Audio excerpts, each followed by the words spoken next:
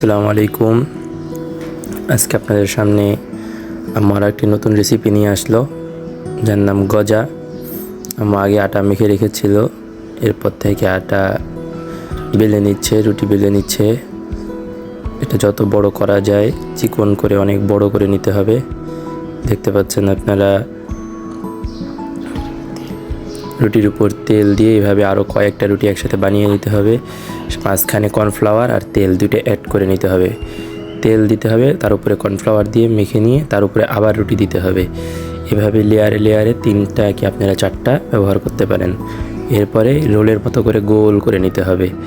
এভাবে গোল হয়ে যাওয়ার পর কেটে ছোট ছোট করে টুকরা করে নিয়ে বেলুন দিয়ে বেলে লম্বা লম্বা করে নিতে হবে। ভিডিওতে যেভাবে দেখতে পাচ্ছেন ঠিক সেভাবেই।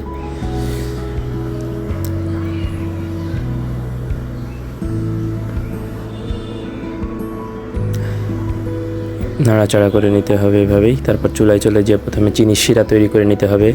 চিনি নিয়ে তারপর চিনির ভিতরে পানি দিয়ে দিতে হবে। একটু ফ্লেভারের জন্য এলাচ দিয়ে দেওয়া যেতে পারে। একটু নাড়াচাড়া করে নিতে হবে যাতে লেগে না যায়।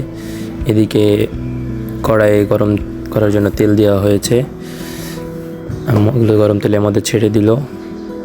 এটা শিকের সাহায্যে আস্তে আস্তে একটু নাড়াচাড়া করে নিতে হবে এবং একটু ফাঁকা ফাঁকা করে দিতে হবে যাতে তেল ভিতরে গিয়ে জিনিসটা ঠিকঠাক মতো হয়ে যায়। সুন্দর করে নাড়াচাড়া করে নিতে হবে এবং পরিপূর্ণ উপরে এবং ভিতরে সব জায়গায় যেন কাঁচা না থাকে সেদিকে খেয়াল রেখে সুন্দর করে ভেজে নিতে হবে। এরপরে ওখান থেকে তুলে চিনির শিরার ভিতরে গরম গরম অবস্থায় চিনির শিরার ভিতরে দিয়ে অল্প 30 সেকেন্ডের মতো আপনারা রাখতে পারেন। এরপরে আপনারা চামচ দিয়ে উঠিয়ে নেবেন। এভাবে প্রস্তুত করতে হবে এই গজা।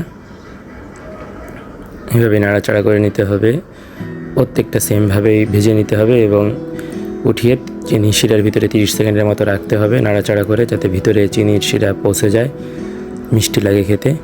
এইভাবে প্রত্যেকটা ভেজে নেবেন এবং প্রত্যেকটা চিনির শিরায় ডুবিয়ে নিতে হবে।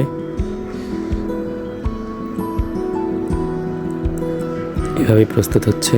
এই হলো আমাদের সেই গজা, কাঙ্ক্ষিত গজা। আম্মু অবশিষ্ট চিনির শিরা উপরে ছিটিয়ে দিচ্ছে। ধন্যবাদ।